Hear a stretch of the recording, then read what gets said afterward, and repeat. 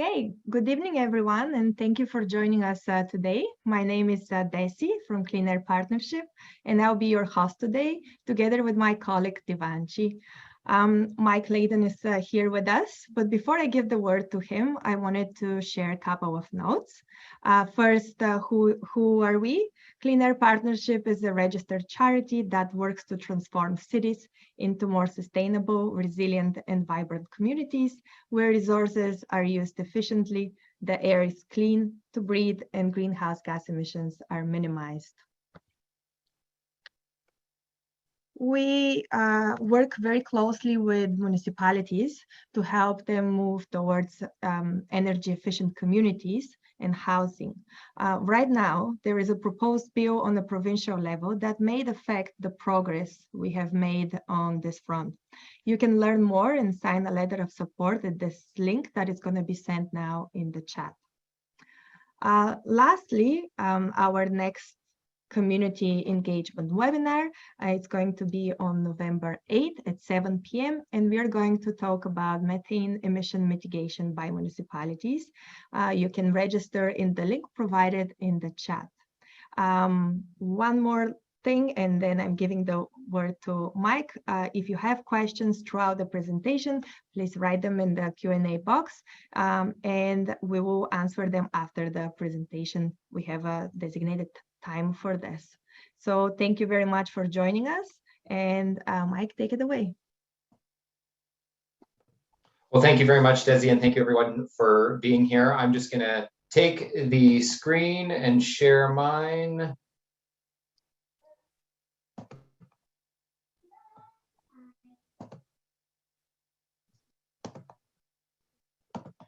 Sorry, this will just take a second.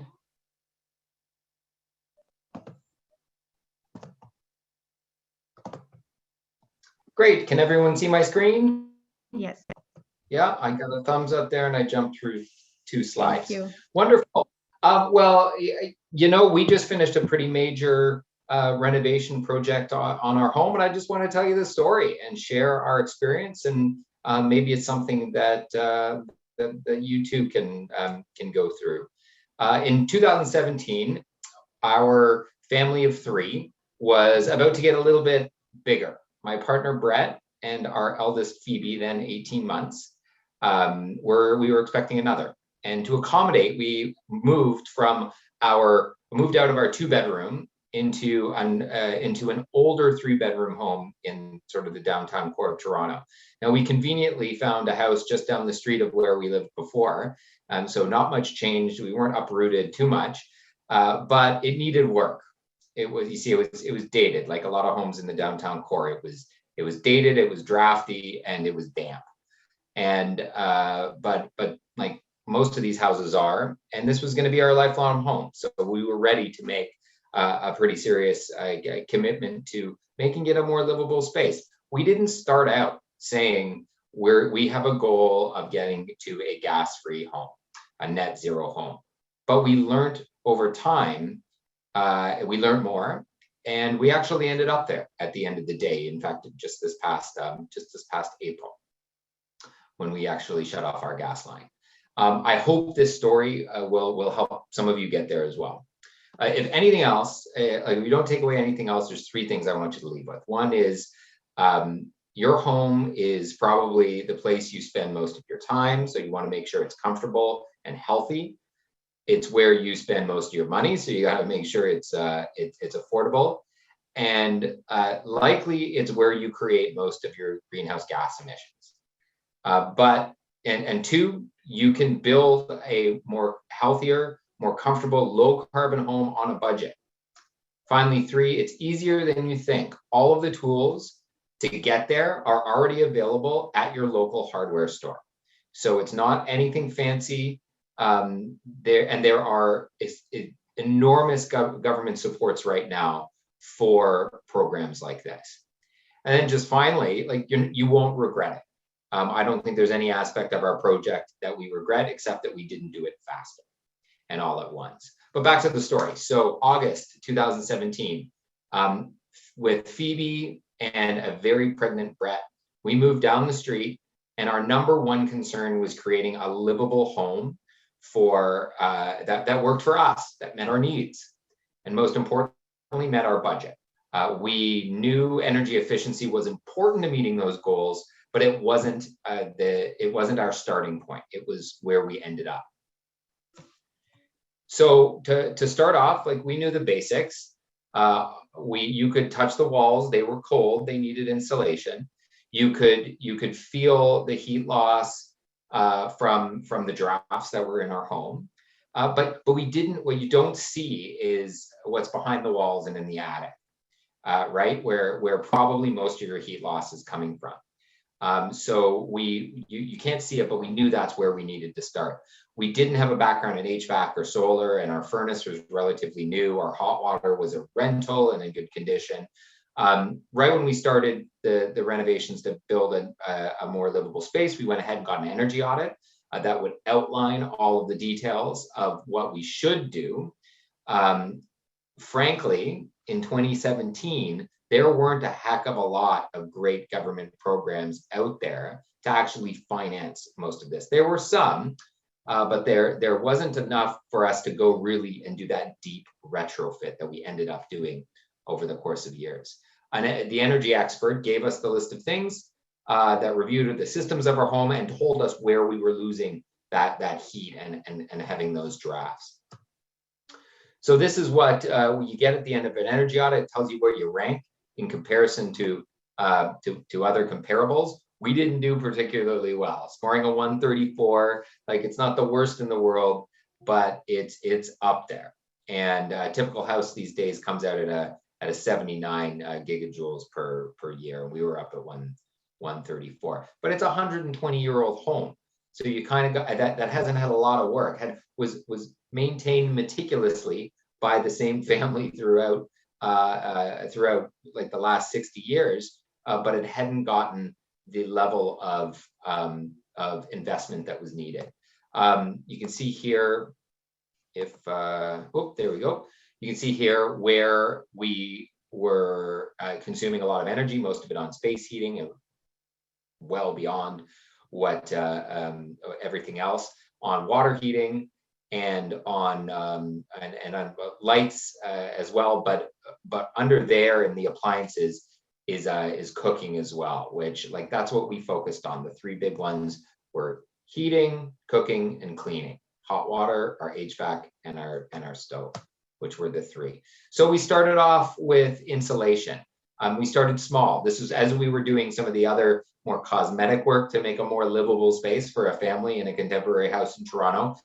We started with our insulation. We weren't pulling out all the walls, so we decided to use this system that was where they just put a tube in the wall and kind of dump and force in a whole bunch of cellulose insulation in the walls, pull the tube out, seal up the hole, done. We did go in and do some work in the attic as well. Most of this qualified for some Enbridge grants. I wouldn't say it was a lot of money, but enough to give us a little bit of an incentive. And while stuff like this sounds big, boy oh boy, compared to what was to come, this was invasive. This was not invasive. So next up was windows and doors. We were getting condensation and freezing in the inside on the windows that I think a lot of people get in high humidity spaces, and it was uncomfortable. And frankly, I was mopping up with rags the water that was coming in the end of the windows. We changed our windows almost right away. Could feel an enormous difference. We had planned on using the Energy On program, which was announced in 2018, I think it was. But the level that they needed of the type of window, the triple pane, there's not an Ontario manufacturer, is my understanding.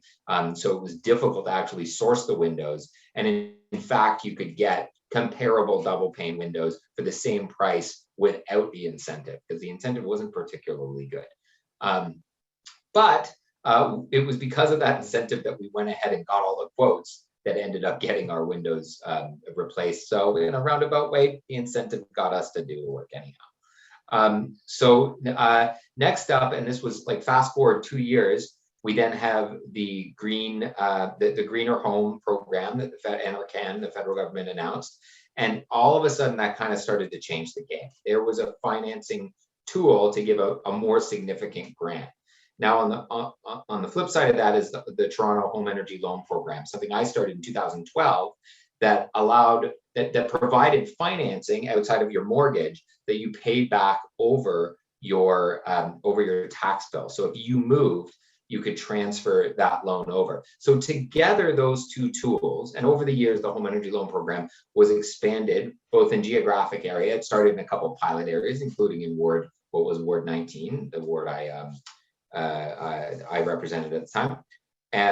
And then it expanded geographically and the amount of stuff you could do. It started including solar. It started including EV charging. It started including a whole bunch of stuff that wasn't there initially that really allow you to go much, much deeper on your home energy retrofit. We really didn't have the space to do boreholes for geothermal, so we did an air source heat pump. That's on the left, that's the heat pump there. Looks like an air conditioner, probably one of the more attractive air conditioners on our street. That's just at the front of our house. You can see our lonely little gas gauge there that doesn't do anything anymore. But we installed it, swapped out our AC that was a little bit older, put in the heat pump that now provides the heating and cooling to our building. That's our digital thermostat on the side. That provides us a gauge of how we're doing. Last year, it was installed all winter. It ran very well. It's a modestly cold climate heat pump, so it works to -15. And the way our system was set up, if our home, inside our home, ever got to to 19 degrees, then our gas furnace would kick in. Last year was a comparatively cold winter, and we didn't use our gas a single time, both because of the insulation, the air sealing, and the heat pump. We did go to below -15 outside, but it never got to 19 inside. So the gas never turned on. So we're making a little bit of gamble, but we shut off the gas. We did the rest of the work to shut off the gas this year. And we'll be using space heaters or there is an option to install an induct electric system within our existing HVAC central vac that will allow for some hot air to circulate if we ever get that cold, which we didn't last year.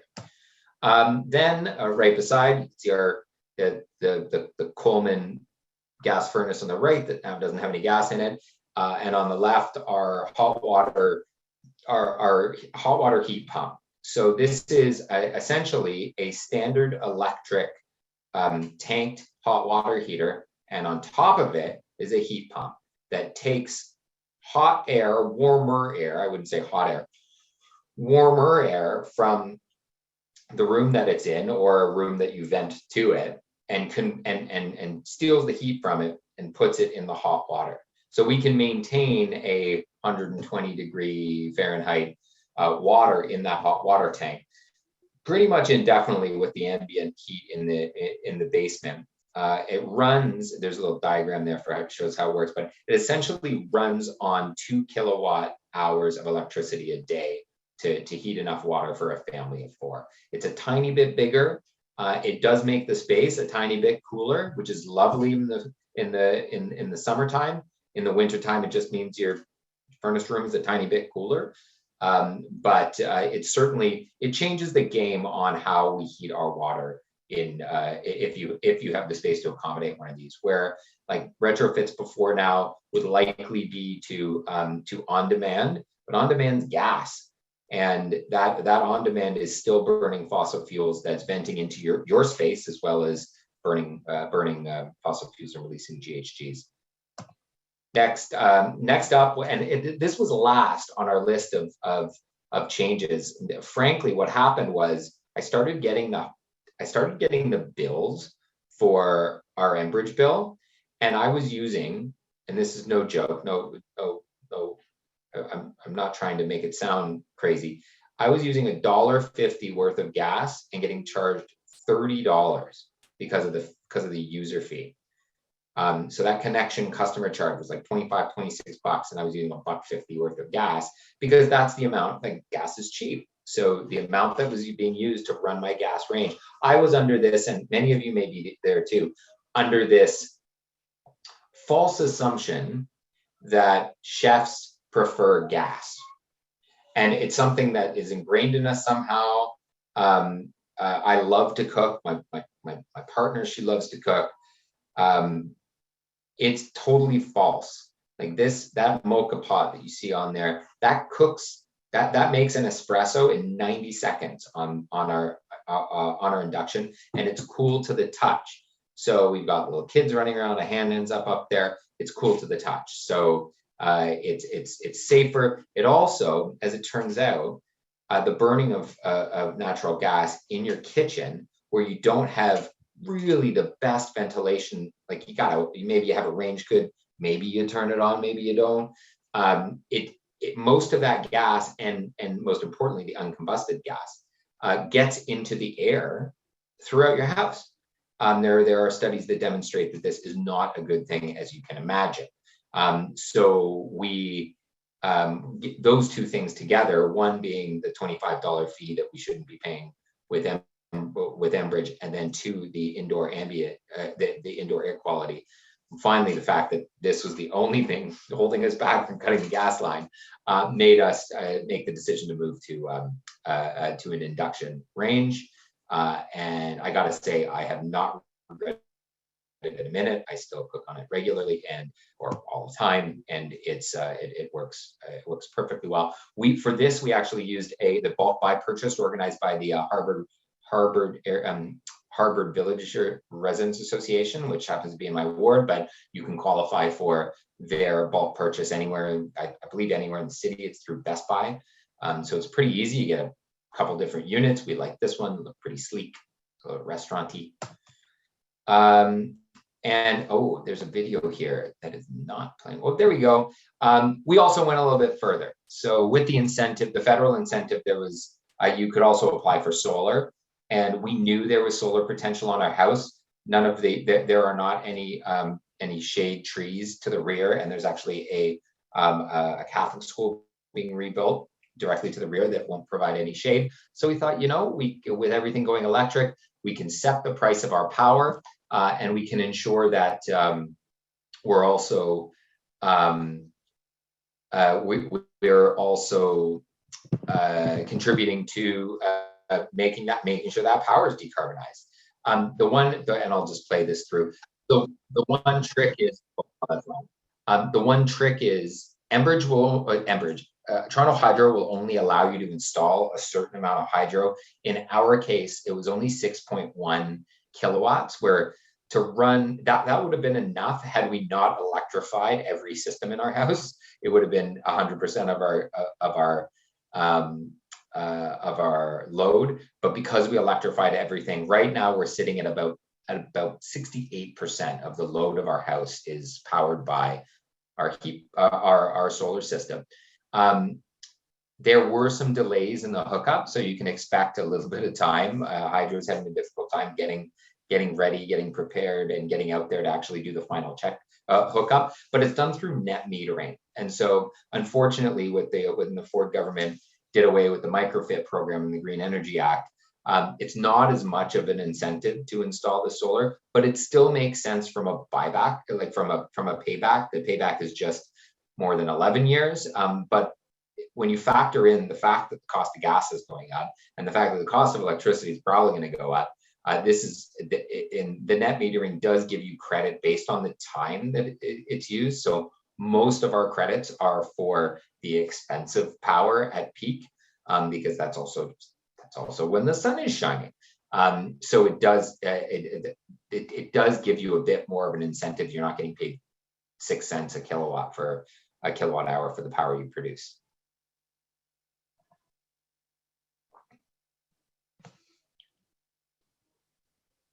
So the solar is hooked up to, it's not wanting to jump forward on me because here we go. The solar is hooked up to a Tesla Powerwall. So we installed this as part of a pilot program that was being run by Toronto Hydro and a group called NR Store. The substation in the area that we live in is is forecasted to run out of power. As development happens in the downtown core, it's forecasted that they will need to have additional capacity brought to it. So what does that mean? A giant wire needs to be installed down the downtown core of Toronto to get to this substation. That's expensive, really expensive, and it's really going to be disruptive. But it's really only at peak a couple times in the summer. It's not an all the time thing that they're going to be running out of power. They need to build the capacity for when all the air conditioners are running in the city of Toronto, not for nighttime when there's not as much air conditioning and not all the lights are on. So what's happened is they did this pilot. This isn't the only place in the world that we do it. It's not anything novel. In fact, Electra, the electricity utility for the 905, they do this. It's actually done a lot in the US and small markets. It's installed and connected to the internet. And so this is a giant battery, essentially a battery you'd find in a Tesla car, that is connected. Our solar cells feed it during the day, but we also use it as our source of power if there's no sun at peak. And then at off peak, it recharges to then make sure it's full for morning peak. But at those times when they're testing this technology, and there's about 40 of these, I think it's 40 installed in a geographic area.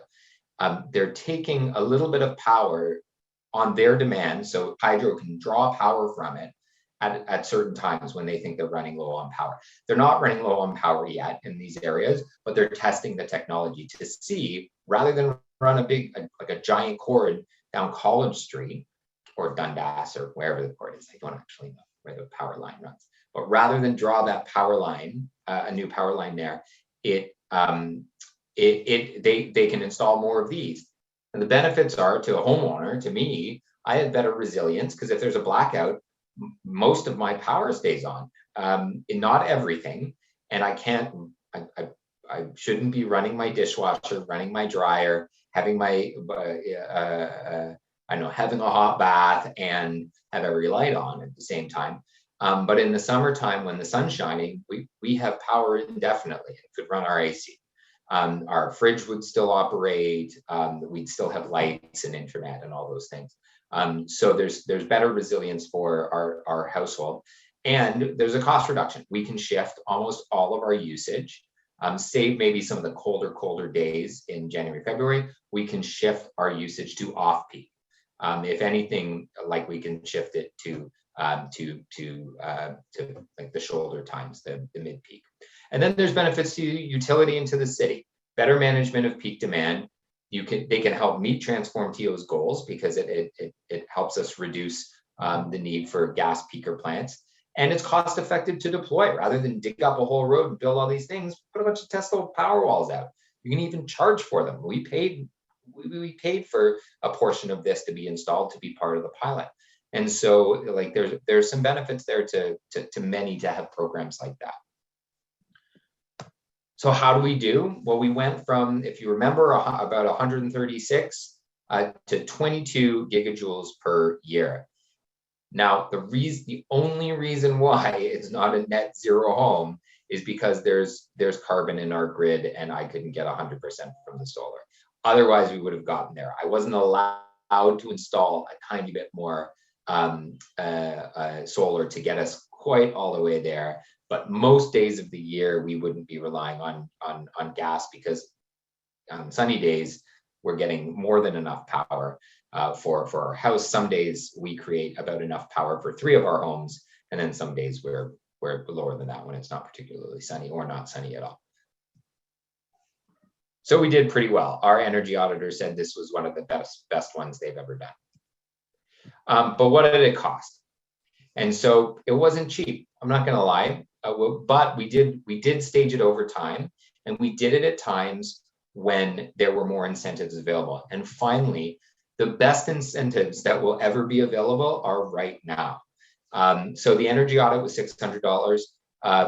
The wall and attic insulation that we first did was about $5,000. The doors and windows about $10,000. The basement insulation, the same, but we also built out the walls a little bit and made it a much more livable space. So we increased the square footage of our house essentially. The heat pump and the hot water heater were relatively inexpensive. The solar was the priciest piece, but its payback is actually quite generous over time because we've set the price of our power at about 6 cents a kilowatt hour for 20 years. And so we have we've built in, just by the savings from inflation, a pretty significant benefit here. And I actually outline all those things right here. So we have a $600 energy audit, which is fully funded from like that. That's just, they give it all the money back to you from NRCan or from Enbridge. You frankly get to choose which one when you finish this work. The $5,000 from the Greener Home Grant. We had $2,000 in Enbridge rebates. You can qualify up to $5,000. The net metering, the excess power to hydro allows us to pay back our system, to pay back for the system as well. The off-peak usage reduces the amount of reduces the cost. There is a greener it's the Greener Homes Grant. My apologies, I didn't edit this well. The Greener Homes Grant is a zero interest loan. We didn't qualify for that because we did ours 1 month before that came into effect. I had waited long enough. I had booked the solar installers. We had no idea when the feds were going to announce it, although they did say we should qualify. I'm a little bit bitter about this subject. I have written my MP, but we didn't qualify.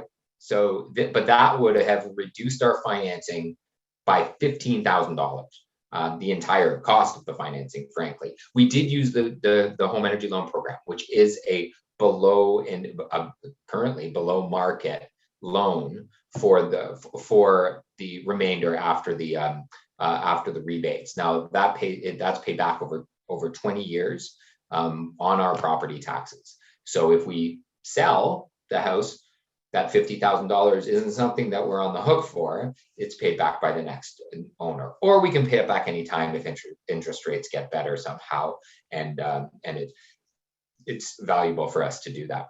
And then there's the avoided inflationary costs on utility. The price of gas goes up. I wouldn't know because I don't get a gas bill anymore. And then we know the price of hydro, although it's apparently in a little bit of a slump, will go up eventually. It always does. And we'll be prepared for it because we're already paying for about 70% of our electricity. We're already paying a price that's much lower than the existing rate. Mike, just a quick question. All of this are still available right now and people can use? Yes. Correct. It's never been better to do a project like this. And finally, like, we built a healthier, more comfortable home for our family. We have lower monthly bills, although with our loan repayments, it's fairly even. We might pay a little bit, a touch more now, but we know we're going to get it. We're going to get it back later on. We have much lower GHG emissions. I'll show you in a sec. And we frankly have realized that our house, the place where we share our family and our love, was destroying the planet and for the people that we love the most. And so we're very happy that, like, despite the fact we didn't start on this, we had ended up that way. And here's the level, and pardon my graphics, I'm working on this presentation, okay? It's a work in progress. Our gas usage went from about 17,000 cubic meters to zero, mostly because of the heat pump and insulation, but a good portion also from the hot water heater and the induction stove. But let's translate that into GHG emissions.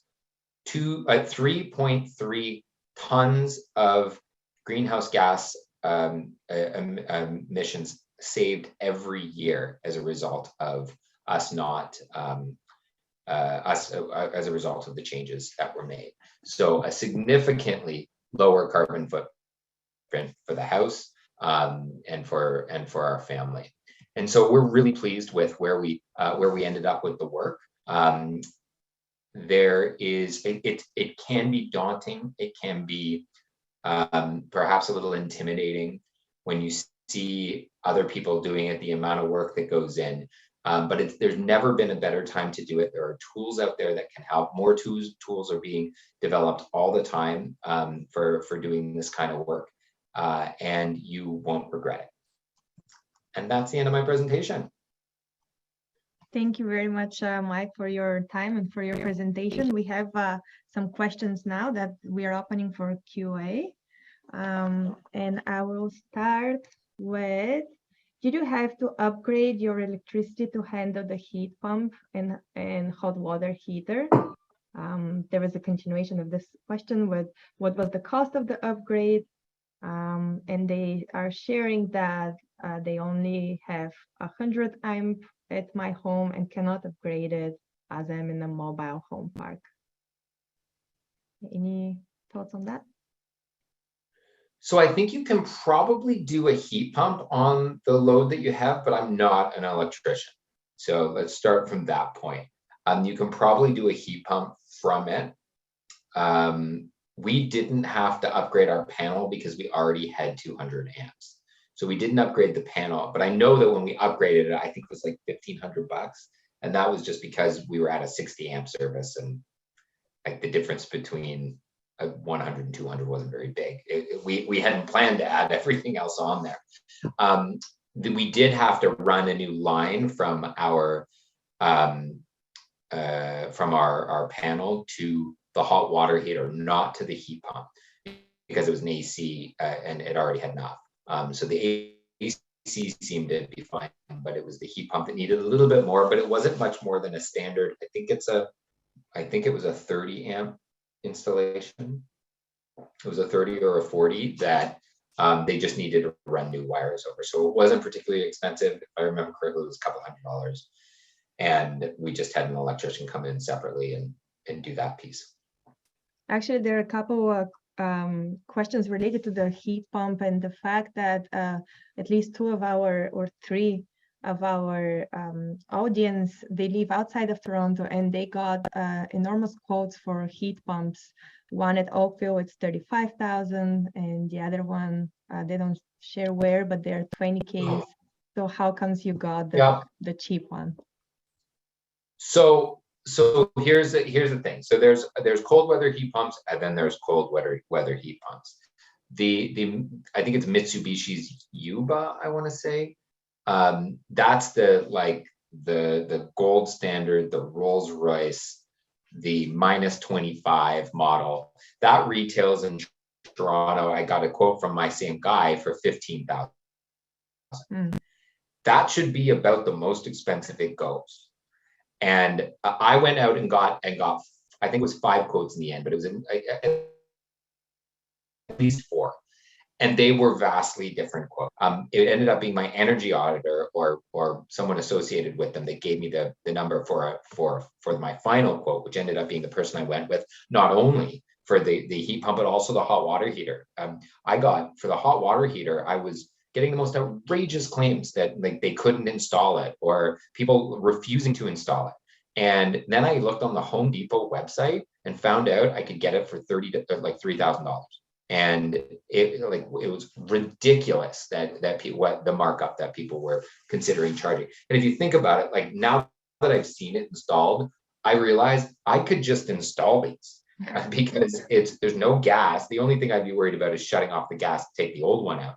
But installing them new is not hard work because it's a power connection, which I suppose you could say it's hard, but a qualified electrician should be able to do it in about 90 seconds. And then there's just a bit of minor plumbing associated. I would still hire a plumber. I'd suggest everyone to hire an appropriate professional to do work like that.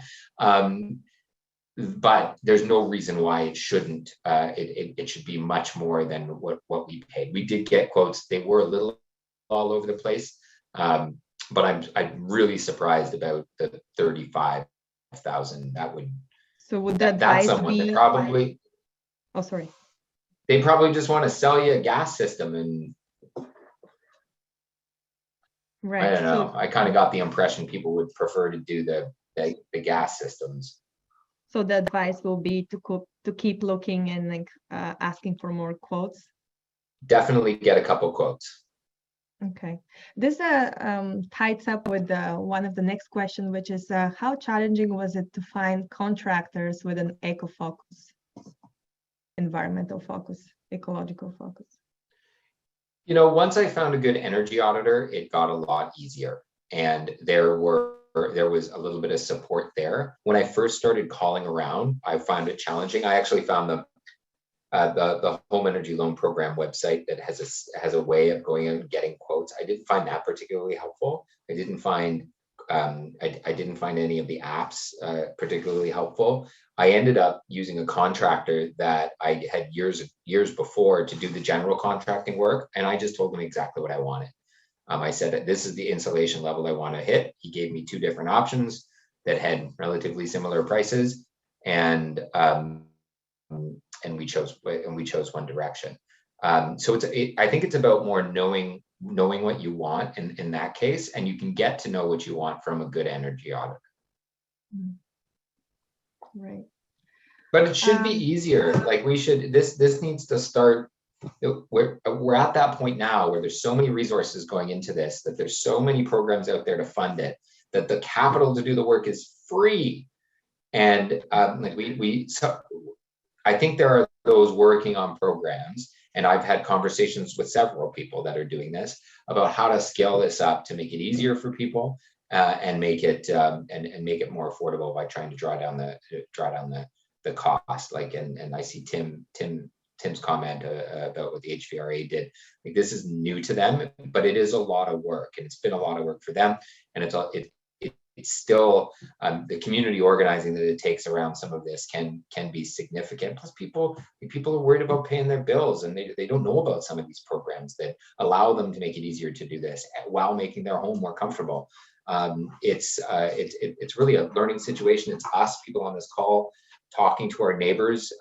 I've made a concerted effort to try to use the case for our home as much as I can in the media, and use what little name recognition I have being exiting politics to draw some attention to the fact that it's not that hard. Yeah, thank you for that. That's why we wanted to share it with our audience as well. Are you okay with taking a couple more questions? Sure. The next one is how much do you need to push to get access to rebates? I think we kind of like answered this question, that right now they're available, and we will share, someone else also is asking, so we will share the slides and recording of the webinar to everyone in the next few days. So you'll be able to also go back whenever you need and check which were the exact programs and rebates that Mike used. I don't know if you want to add something on that, Mike. I'll just say, like, accessing them isn't too difficult. There's oftentimes paperwork involved, and again, I think there are those trying to figure out ways to make it easier for people to access them. I didn't find it particularly difficult, but there was a long waiting list to get certain approvals, to ensure that all your documentation was submitted. But essentially, it's no more painful than doing your taxes. This was actually a question that I had, like, does it need a lot of, it seems like, does it need a lot of research and like time to actually write down the application for all these rebates? No, most of that work is actually done by the energy auditor and on their back end. Mm-hmm. So like, it's good to know that it exists, but it doesn't actually take that much work on your part to file for them, because you do an energy audit at the end of all your work, and then they submit that filing to the various agencies that you need to submit it to. Right. Okay. There's more questions about the heat pump. Did you have any difficulty property sizing the heat pump or finding a knowledgeable contractor? We talked about that. No, we ended up finding a good contractor. Like, there's a lot of big major companies that make air conditioners that also make heat pumps. They're just not that popular in North America. And they're much more popular in other parts of the world. So they do have, like, these Train, some of these other major companies also make heat pumps. You just know sometimes their sales folks don't have the information offhand. But it wasn't that hard to find a qualified person at the end of the day for the heat pump. It was a little bit different for the hot water heater, because I had a couple people say, "What are you talking about?" and just like stare at me blankly. But we fortunately managed to get someone that could do both. So right sizing it, there is an issue about what heat pumps qualify for the federal incentive. Fortunately, because we were doing all the solar, it really didn't matter to us because we were going to max out the $5,000 anyhow. And so it wasn't difficult. We had a bit of a complicated system because we weren't replacing our furnace. We were just inserting it above our furnace, which was a little bit different than some might, because we were, let's call it, if EVs have range anxiety, we had winter anxiety. But it turned out that the worst we got was when you needed to wear slippers on 3 days in the year in the morning when you woke up. Otherwise, it was a good experience. And in hindsight, we probably should have just swapped out the system for an all-electric backup. That's what had we redone any of this, it would have been that, bringing a new air handler with a backup, some kind of an induction heating system that could heat air as it went through if the temperature really got that low. But we can do that now. It's just now we've already been through 3 renovations, so I'm not sure we want to go through another. Thank you for that. There was a question about the cost of the Tesla Powerwall. I think, wasn't that in your slides? Yeah, so there's an asterisk by there because that normally would be a much more expensive system, but because we were part of the pilot, they only had you pay the installation fee, because the company is trying to sell a technology to Toronto Hydro, so it's like a demonstration site for the technology. I don't think there are any left at that reduced rate. But I suspect once they discover whether or not this is a useful technology, then Toronto Hydro will have to make a determination on, is this something they want to invest in? And they're going to have to bring down the price if they want people to participate in a program like that. Right. We have the comment from Tim about the 300 and 800 discount on induction stoves. And just to clarify, did you do some of the work yourself, or everything was done by contractors? I know my limitations as a person and professional. I am not qualified to do some of that work. The one part I did do, and I'm told by my energy auditor I did it particularly well, was the fine grain air sealing with the caulking gun, because I figure I can handle that and make it look neat. But the major work was all done by contractors. Great. What was the hot water heater you got? I got I want to call it, it's a Rheem Prodigy or Proterra. And I think we ended up with a 55 or a 60 liter. There are a couple different sizes. But so far so good. There's 4 people in our family. We run it on the lower end of the heat spectrum, but you could put it a little higher if you use a little bit more. If everyone's taking baths on a daily basis. But we have found a little spot in there that allows us to have hot water and at the same time not be spending too much electricity heating it. Right. There is one more question. I don't want to take up much of your time. We did say 1 hour, but also it's kind of like a late hour. The brand of your heat pump, was that shared on the slides? No, I don't think it was. So we went with, it's kind of an, I call it an off-brand. It's likely made by one of the major brands, but it's called a MITS Air, MITTS Air.